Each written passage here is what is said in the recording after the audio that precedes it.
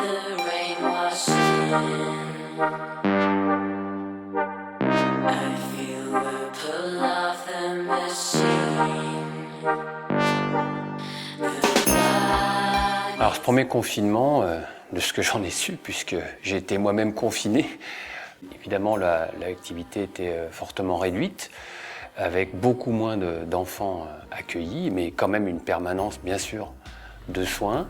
Et puis dans les EHPAD, un confinement, j'allais dire assez intense, puisque beaucoup de résidents ont été confinés en chambre. Chaque établissement a eu un petit peu sa gestion de ce confinement, mais effectivement les choses étaient assez difficiles en tout cas à vivre.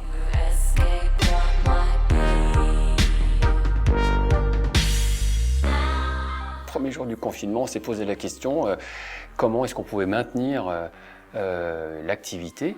Là où ça a été le plus intéressant, certainement, c'est ce qu'on a pu créer en EHPAD, puisqu'on a vite compris que le confinement allait être très long. On avait beaucoup de projets en route et l'idée est venue de créer des ateliers en visio, avec un petit système qui a été inventé. Les artistes ont envoyé des kits artistiques par la poste qui contenaient des patrons pour faire des dessins, des créations. L'heureuse surprise, la réinvention, si je puis dire, c'était que les résidents ont parfaitement su s'adapter à ces outils, la visio, puisqu'ils pratiquaient ça avec les familles. Donc ça a été quelque chose qui nous a permis de créer pendant le confinement.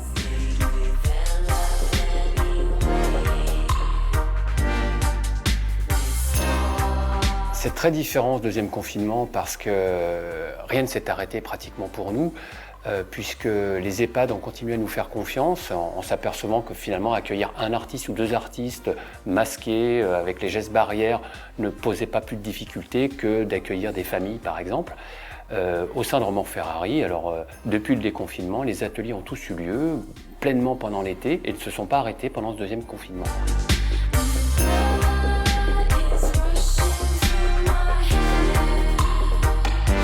Ça change rien et tout. L'attention reste une intention pleine, d'avoir envie de construire toujours des projets qui relient les personnes, qui travaillent à la mixité, à tendre des passerelles, donc forcément à rencontrer physiquement. La différence, c'est que nous sommes obligés aujourd'hui d'envisager des scénarios bis pour que le projet ait lieu coûte que coûte. Le report n'est pas la solution à tout. Et puis l'art de la réinvention et de l'adaptation des projets, qui était déjà au cœur de l'inclusion culturelle, montre tout simplement son côté totalement indispensable.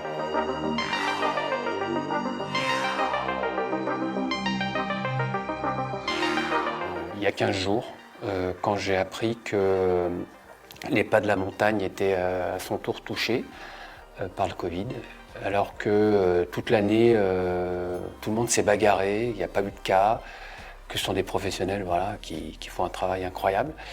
Et puis voilà, et puis une fois que c'est parti, ça ne s'arrête plus, et c'est au téléphone et en visio des gens qui sont touchés. Voilà, et cette émotion-là, on la perçoit totalement.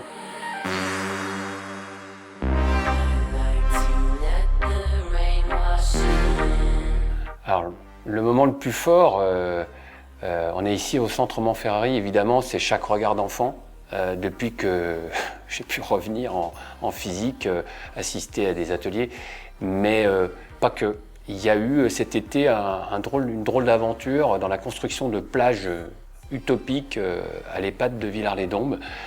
Et on a installé ces plages, on a mis le sable, on a mis les parasols, on a mis la musique. Et puis je suis revenu 15 jours après, il n'y avait personne et j'ai vu des petits pâtés de sable qui avaient été faits par des enfants. Et j'ai compris que désormais les familles venaient avec des petits-enfants voir les résidents et ça m'a énormément touché.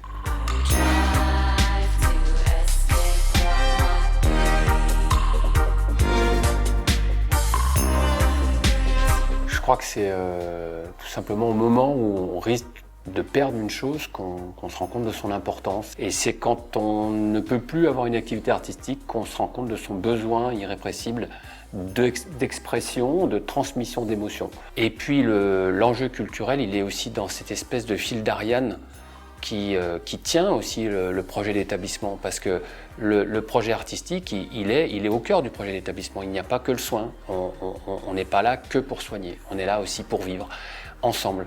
Et l'artiste interroge tout ça, et sans sa présence, la vie elle a quand même beaucoup moins de sens.